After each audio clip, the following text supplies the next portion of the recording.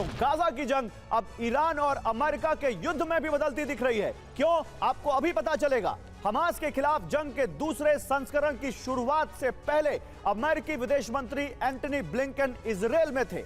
यहां उन्होंने Israeli war cabinet की बैठक में हिस्सा लिया।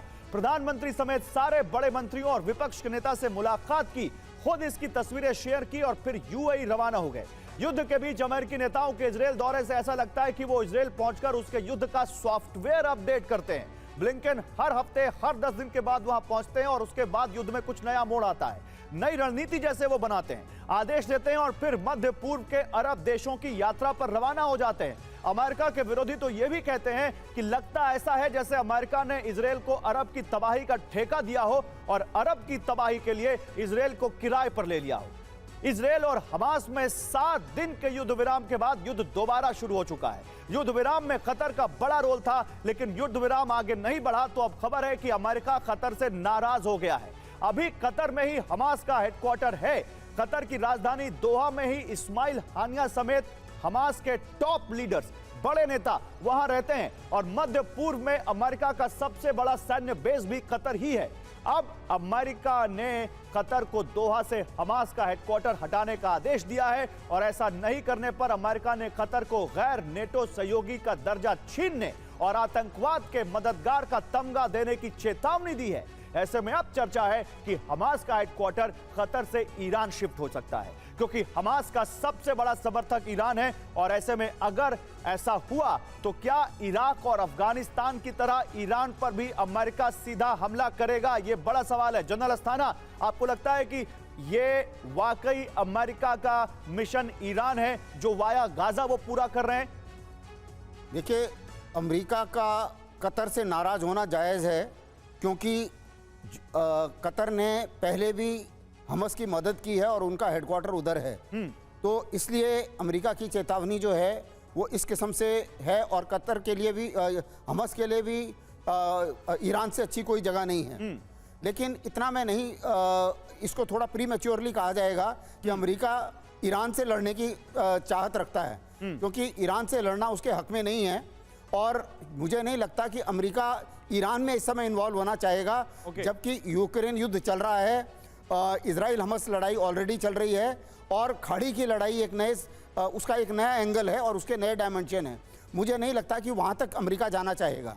लेकिन जहाँ तक कतर का सवाल है, कतर को भी अभी थोड़ी नाउमीदी हुई है, क्योंकि उसकी जो मध्यस्थता है उसके ऊपर भी सवालिया निशान लग गया है, क्योंकि वो आगे बढ़ नहीं पाई ठीक से। और अभी जो ये लड़ाई की जो गति आगे चल रही है, इसमें अब ये मुसीबत ये है कि एक बार लड़ाई शुरू होती है तो ये कहना कि भाई आप सिविलियन कैजुअलिटी कम हो, ये मुश्किल हो जाता है।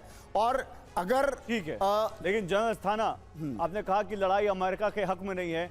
अक्सर कहते हैं कि लड़ाई तो किसी के हक में नहीं होती सर, लेकिन लड़ाई तो फिर भी होती है।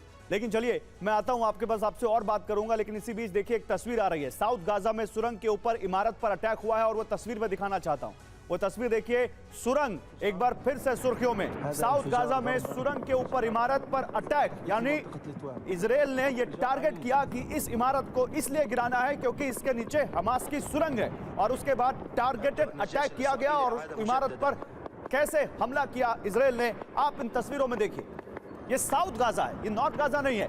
नॉर्थ गाजा में तो ऐसे बहुत कम इलाके बचे होंगे जहां इस तरह की आपको इमारतें दिखेंगी, क्योंकि भीषण बमबारी से हजारों लाखों इमारतों को नुकसान पहुंचा है। और अब आपको इस युद्ध की सबसे विचित्र तस्वीर दिखाएंगे, सबसे विचित्र, जिसमें पूरी इमारत खड़ी है, लेकिन वहां पर जैसे इजरायल का अटैक सामने आया, आप देखिए टारगेटेड अटैक की अलग रणनीति। पूरी इमारत खड़ी है, लेकिन 2 फ्लोर आप देखिएगा कैसे, एक फ्लोर केवल उड़ा दिया यहां पर इजरायल ने। मतलब ऊपर का फ्लोर है, नीचे का फ्लोर है और बीच का आप देखिए फ्लोर गायब है। ये इजरायल का प्रिसिशन देखिए, ये कैसे, मतलब समझ में नहीं आ रहा।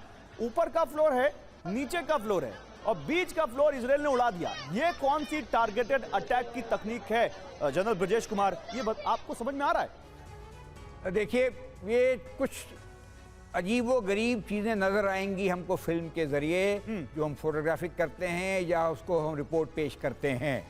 लेकिन इम्पॉर्टेंट बात ये है 7 दिन के युद्ध विराम के बाद में हमास को एक थोड़ा एडवांटेज टैक्टिकल लेवल पे मिल जाता है। ओके, वो क्या है? एक तो मोमेंटम जो अटैक का था उनके विरुद्ध, वो थम गया। दूसरा, उनको समय मिल जाता है अपने रीऑर्गेनाइज करने को। बिल्कुल। तीसरा, अपने जो लोग हैं उनको इकट्ठा करके, अगर नॉर्थ गाजा विध्वंस हो चुका है तो साउथ गाजा में ले आने का, ठीक है, अपनी रसद सामग्री और मनोबल वगैरह भी इकट्ठा करते हैं।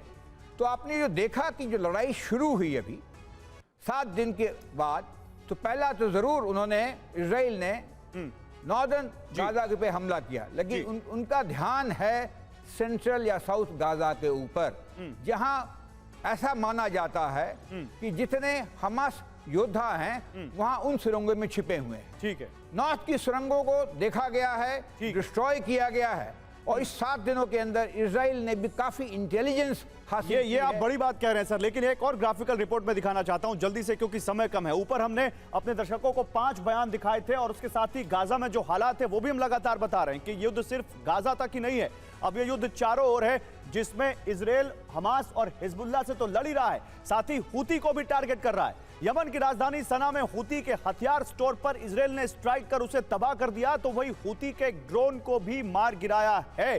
तो आईडीएफ हमास से भी लड़ रही है, इजराइल से भी लड़ रही है, और हूती पर भी अब उसने टारगेट करना शुरू कर दिया है। हिजबुल्लाह से तो पहले ही उनकी लड़ाई हो रही है। ये आप जो देख रहे हैं ये बताता है आपको कि चारों ओर युद्ध इस वक्त जो हो रहा है उसमें इजराइल लगातार लगा हुआ है, लगातार उलझा हुआ है, और उसके बावजूद वो इनसे मोर्चेबंदी पर लगा, उनसे मोर्चा ले रहा है। लेकिन युद्ध में तबाही के नंबर आपको जल्दी से दिखा देते हैं।